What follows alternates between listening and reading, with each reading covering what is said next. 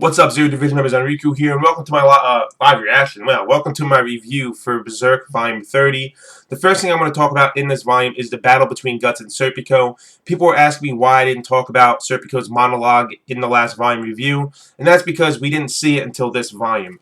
The end of last volume 29 was the beginning of Serpico and Guts' duel. This is the actual duel itself. And I felt the duel served its purpose. I really enjoyed it. I loved seeing the monologue of Serpico and also the afterthoughts of the battle as well, with Isidro wondering if the two were actually fighting seriously. But I'll get to that in a moment. This battle, this little duel between Guts and Serpico, really did serve its purpose, which was for Serpico to sort of put his trust in Guts and sort of alleviate his fear of Guts someday killing Farnese by getting taken over by the Berserker armor. You know, Serpico lost a duel. He didn't lose his life, though, due to luck. Basically, the debris falling on him, causing Guts to stop the duel. But he kind of wonders if he was strong enough to drive Guts to even use the Berserker armor, or if he actually did drive him to using it, and Guts sort of stopped the Berserker armor from taking over him.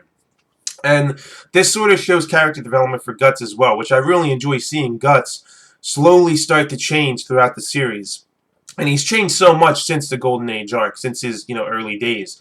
But now he's actually worrying about his comrades. Once again, no longer just worrying about himself and Casca, but he's worrying about his comrades as well, because he doesn't want the Berserker armor to take him over. He didn't want the Berserker armor to take him over in the duel with Serpico, because he knows for a fact Serpico would be mincemeat. He'd be done. And he's trying to, suppress the urges of the Beast of Darkness, and I like seeing this. It shows some character development for Guts.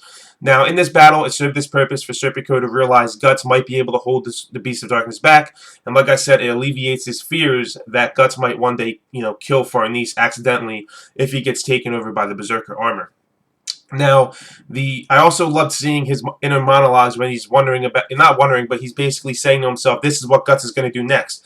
This is what's going to happen next. Serpico is very clever. He's very intelligent. He's very strategical. He used the knowledge of watching Guts do battle so many times, by being a companion of Guts, and also the different duels he had with him, to realize that Guts' sword is at its most dangerous when it gains maximum velocity at the tip of the sword. So he battles him in this like forest of pillars to cause a sword not to gain maximum velocity.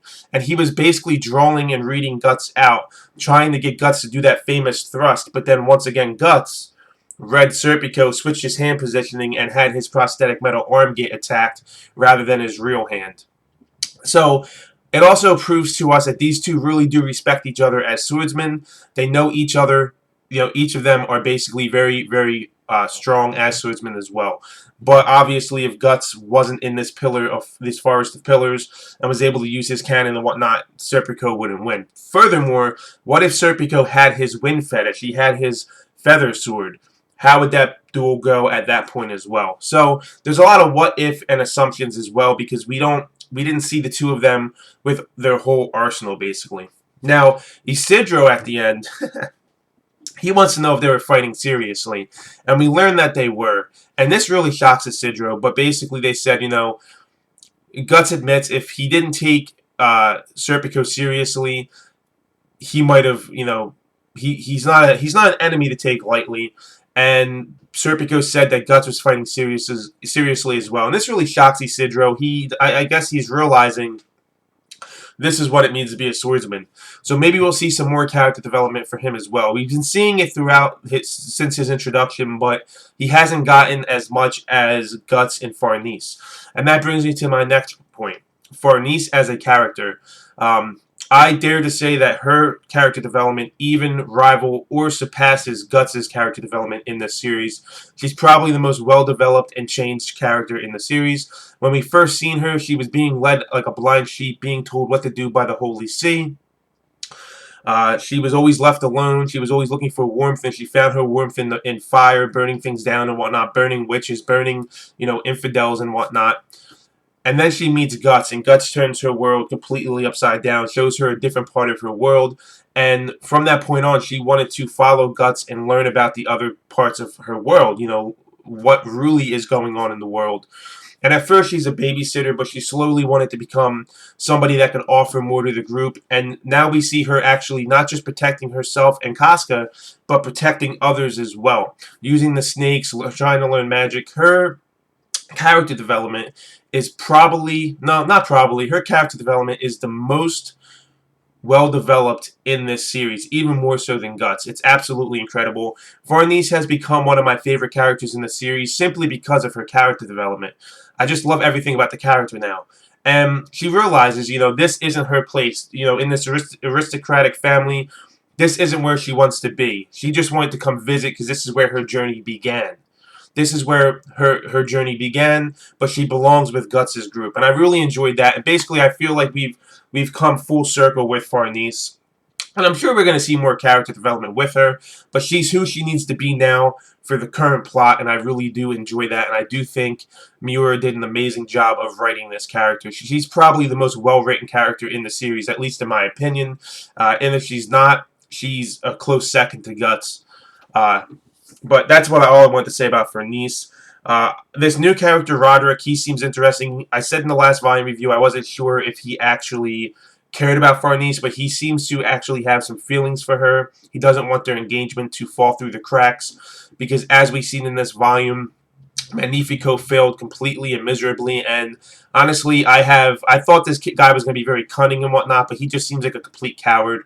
He seems like an immature child, and we see it throughout this volume. And he decides to flee and go with Roderick, and Roderick offers, Guts' crew a ride on his warship, which everything's working out in their favor, and it's all thanks to Farnese technically, because Farnese is the bargaining chip. If Farnese wasn't there, if Farnese wasn't part of their group, Roderick wouldn't offer them a ride.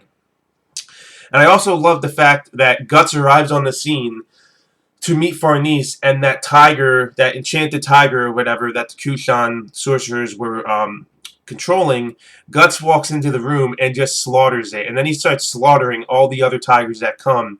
And all these aristocrats are wondering what army this dude belongs to. Who is this guy? He must be a mercenary. And he's just totally destroying all these tigers. And Sir Owen is there, and Owen kind of recognizes this guy, and I'll get to that point in a minute. But I just love that Guts put all these people in awe, and he's just slaughtering people. And they're just in awe. They're like, what the hell? Who is this guy? And all the aristocrats are wondering, why are these fairies here? This is magic. They sort of wanted to keep, basically throw them all into prison because there's magic involved. And that's when the Vandemon head of the family steps up, Farnese's father, and says, this was all an illusion. You must have been drugged. And he pretty much, I believe, he knows that it's magic, but he's doing this for his daughter and her friends, because they just saved all of them. If they wouldn't have arrived, they would have got slaughtered by those tigers. And then we get Ganishka. This dude, Ganishka the Great of the Kushan Empire shows up. The Emperor himself, and he says, mere illusions, this is just the beginning of your nightmare. I'm proclaiming war on you. And we're seeing hints of this dude's power, what he's capable of doing, but we're not seeing the full extent of his power. And I just wonder when we're going to see it. And who is going to be the person that fights him? I can't see it being Guts. I have a feeling it's going to be Griffith. Because I can't see anybody else going toe-to-toe with this apostle if he's really that strong, other than Griffith or one of Griffith's new Band of the Hawk. If it's Guts, I think it's going to be a very hard fight for him, but I would like to see Griffith or somebody from the Band of the Hawk take out this guy rather than Guts.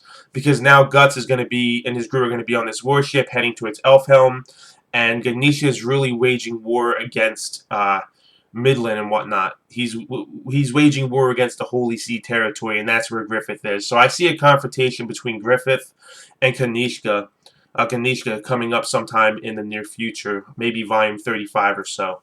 But it just overall really enjoyable volume.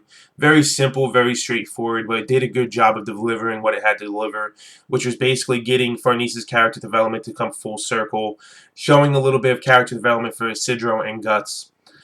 Even Serpico as well, because he admits that being around Guts has changed him, and I really like that. I like Serpico's changing as well, even though he pretty much is always for Farnese. He's always self-sacrificing for Farnese's well-being and whatnot, but he seems to be changing as well, and he's putting his trust in somebody else besides himself, and that's in Guts, believing that Guts might not actually attack his comrades later on down the road.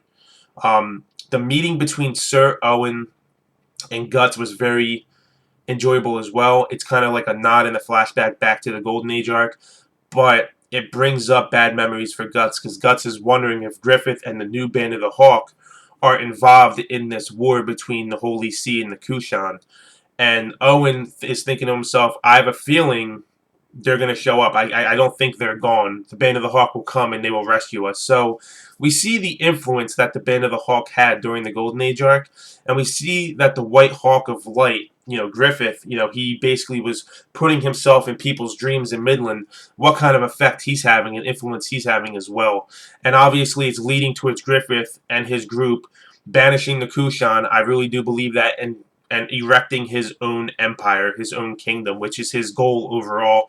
It's been his goal since his introduction into the series early on in the Golden Age arc. So obviously this is what Griffith is going after. He's manipulating all the channels to do so, all the people around him. We even see him go to the head of the Holy See, who's on his deathbed. This dude's wondering, he never was a good pontiff. He basically just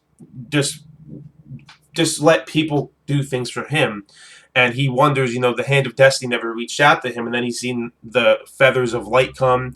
And that's when Sonya and Mule show up. And they say, you need to come with us to our leader, which is Griffith. He didn't say that, though. They just said our leader. And the pontiff basically said, let's go. Because then they learn news about Kushan attacking Vitranis. And it seems like this guy's like, well, the hand of fate, the hand of destiny is finally reaching out to me. Let's go over there. And for the first time in his life, he's saying, you're not going to disobey my orders. You're going to follow my orders. These are holy commands. Let's go. And I just wonder what this means for Griffith, why he's reaching out to this guy. He probably wants this guy on his side, because if he's the head pontiff of the Holy See, and he's pretty much like the Pope, basically, of the Holy See, he wants to get this guy on his side.